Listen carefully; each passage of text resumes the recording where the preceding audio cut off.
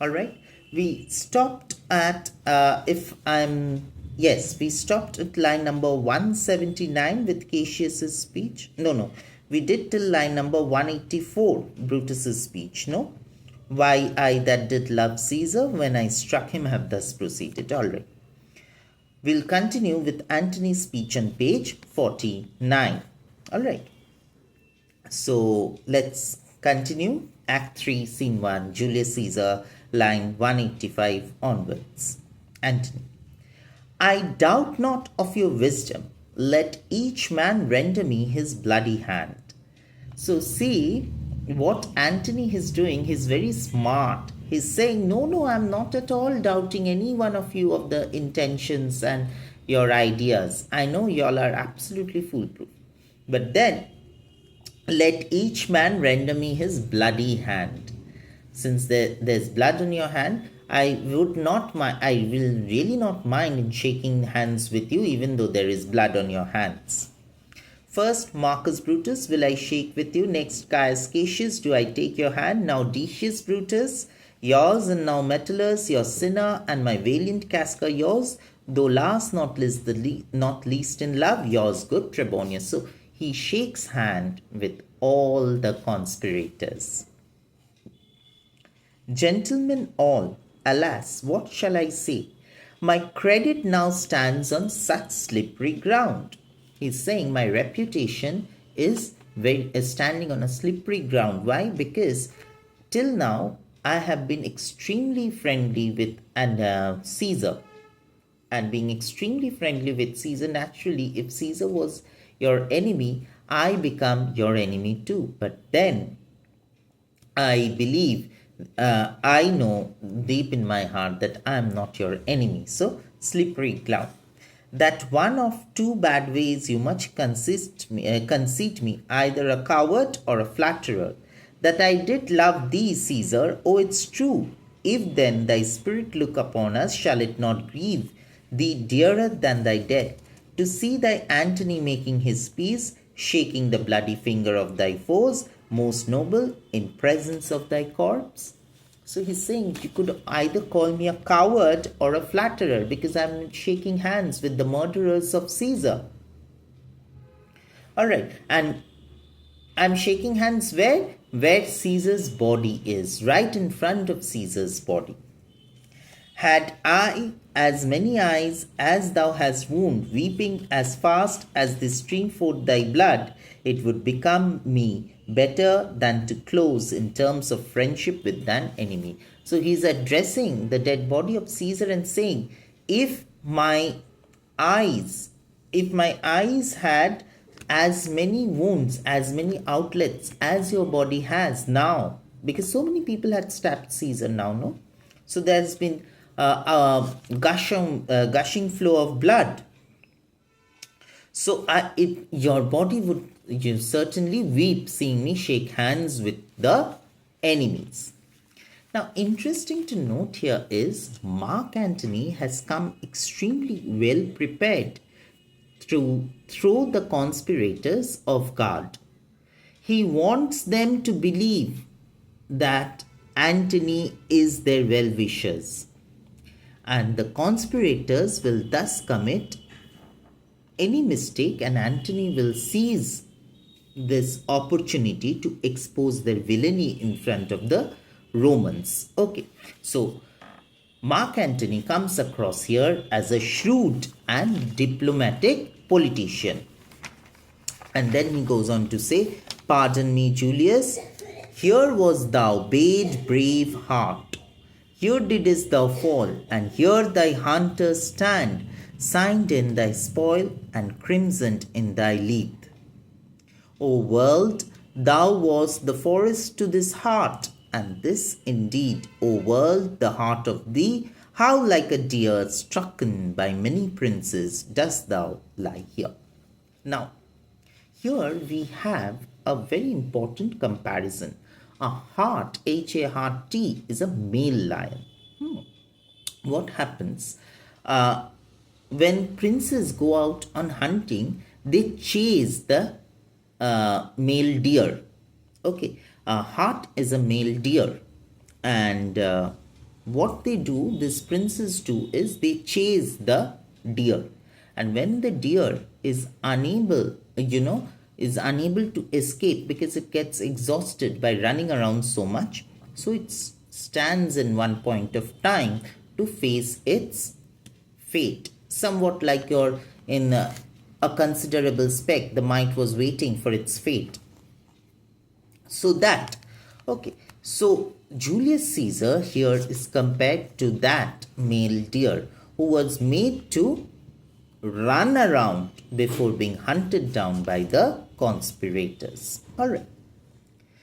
Cassius says, Mark Antony, pardon me, Caius Cassius, the enemies of Caesar shall say this, then in a friend it is cold modesty. So Antony has been saying all these things aloud and they have heard it. The conspirators have heard it. And Caius Cassius says, what are you saying, Antony? Antony gets conscious and he says, no, I am not saying this. I'm just thinking that, the people by and large could say all these things. I blame you not for praising Caesar so, but what compact mean you to have with us? Will you be pricked in number of our friends, or shall we all not depend on you? Are you joining us in our team, or shall we consider you as not one of us? Antony.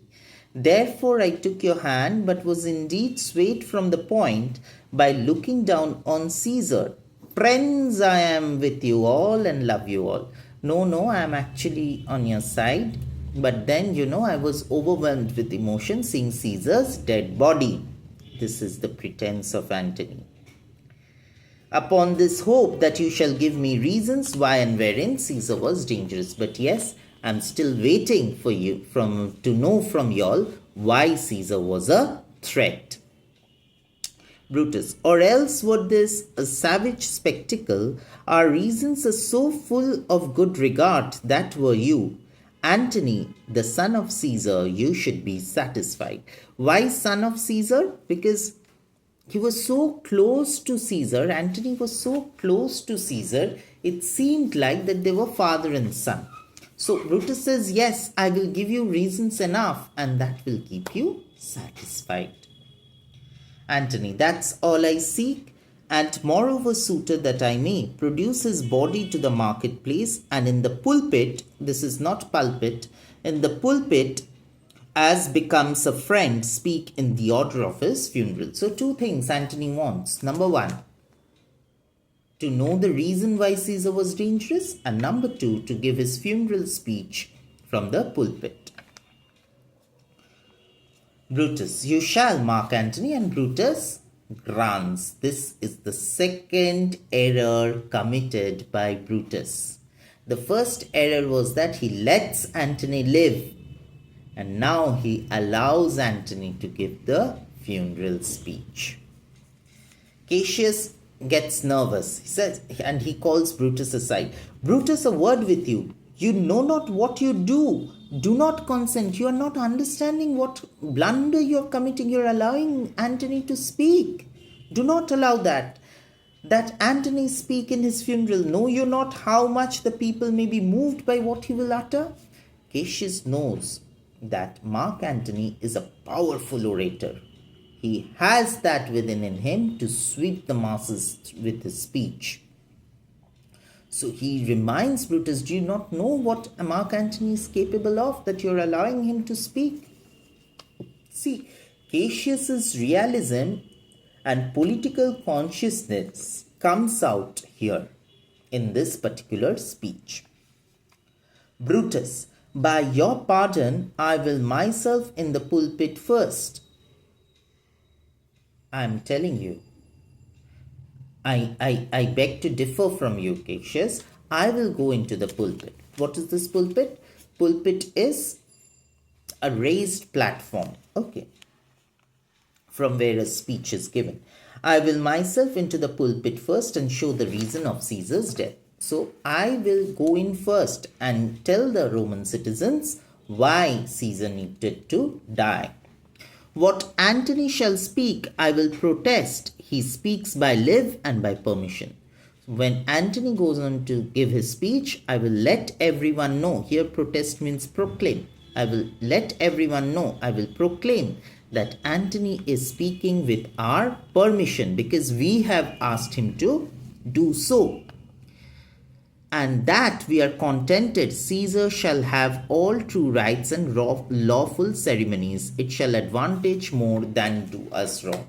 And we will also let the Roman citizens know that all funeral rites will be performed of, funeral rituals will be performed of Caesar.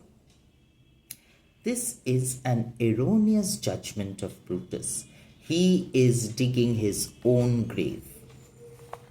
Cassius, I know not what may fall, I like it not. Brutus is someone on whom you cannot say anything. Brutus's words are the final words and the last words. There's no debate about it. But Cassius says, whatever you're saying, you're doing, I'm not liking it. Brutus, Mark Antony, here take your Caesar's body. You take Caesar's body, you shall not in your funeral speech blame us. Condition number 1, I'm allowing you to speak in the funeral, provided number 1, you do not blame us for Caesar's murder. Number 2, speak all good you can devise of Caesar. Number 3, say you do it by our permission. But you have to guarantee that you are telling the Roman citizens that you've been allowed to speak here with our permission. Number 4, you shall not have any hand at all about his funeral. That is, you will not be able to participate in his funeral. And finally, you shall speak in the same pulpit whereto I am going. After my speech is ended, you will have to speak from the same place only after I speak. So these are the conditions laid before Antony for giving his funeral speech. Antony says, be it so, I do desire no more. That's all right with me. Prepare the body then and follow us. And then everyone leaves except Antony.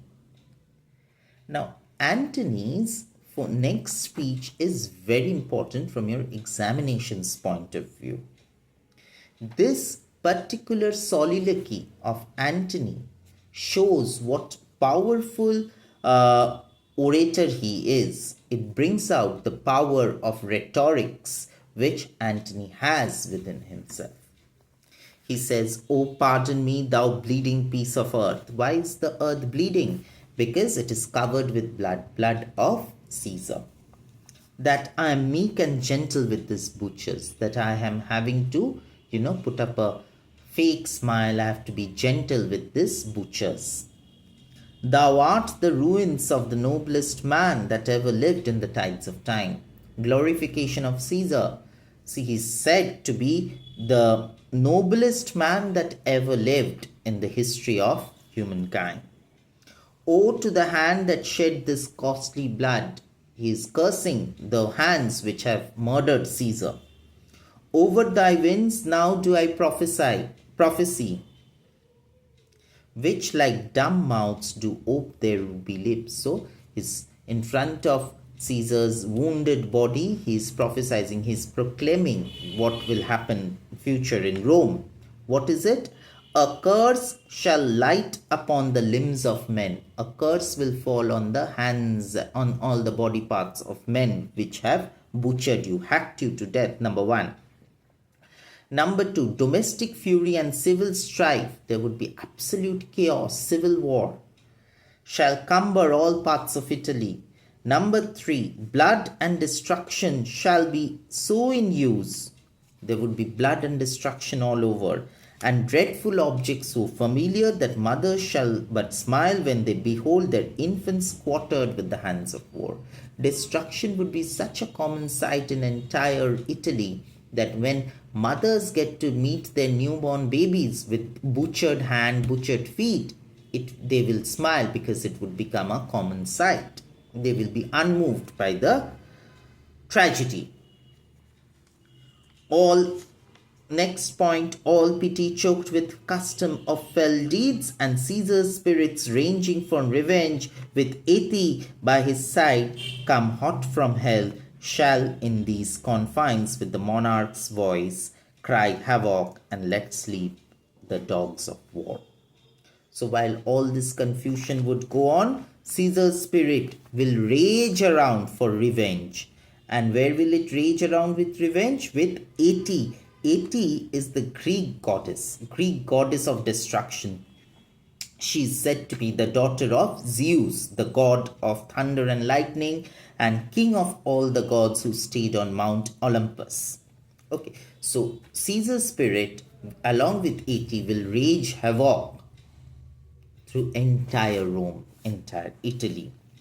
That this foul deed shall smell above the earth with carrion men groaning for burial, and people would be craving for their burial.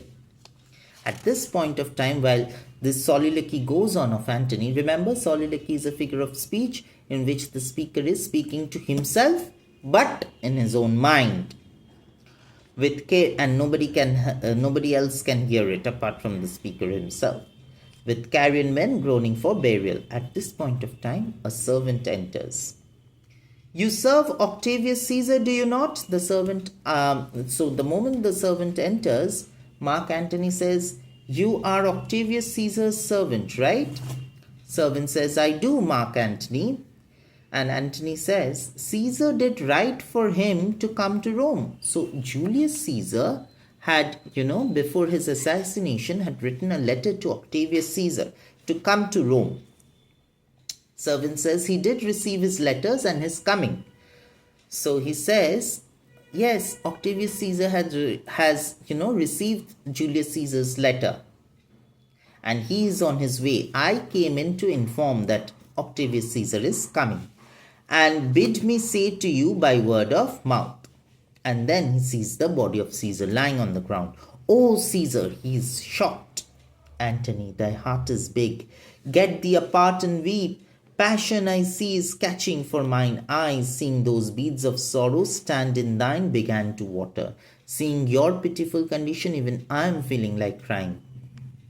Is thy master coming? Is Octavius Caesar coming? Servant, he lies tonight within 7 leagues of Rome. Yes, he is a little away from Rome, 7 leagues away, around 21 miles away. So he would be here by tonight.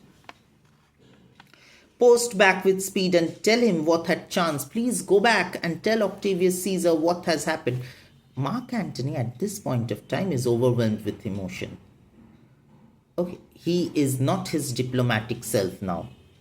So he says, post back with speed, run back with speed and tell him what had chanced.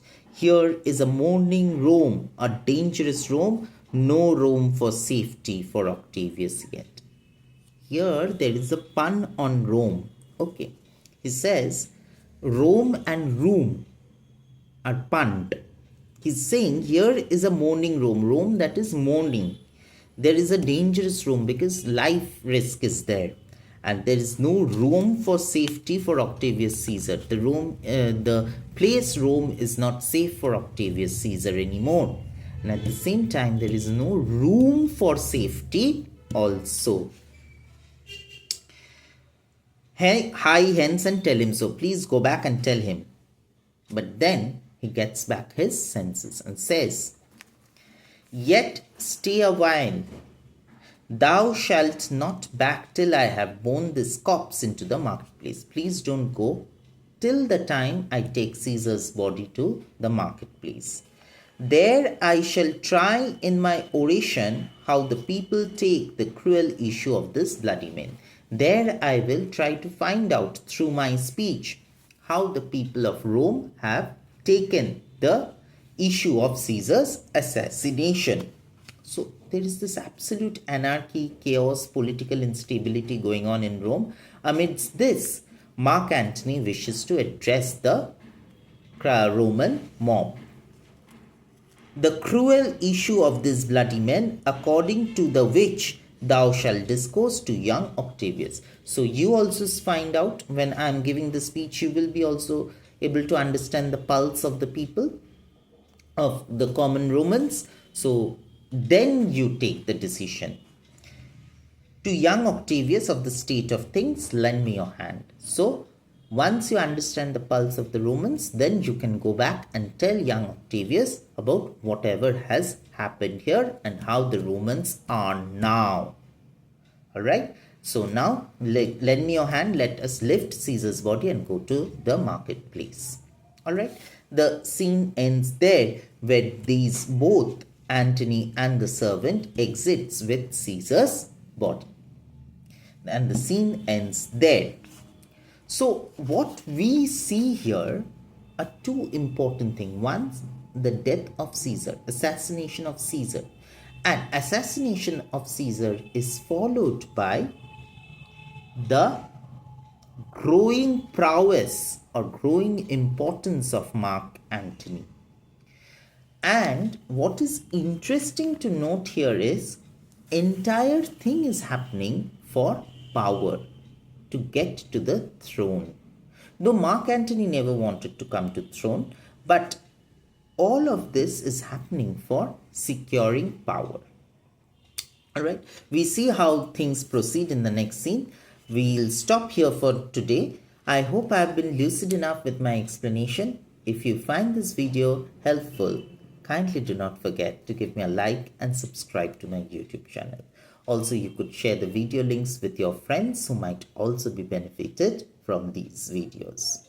See you in the next video really soon. Till then, take very good care of your health and goodbye.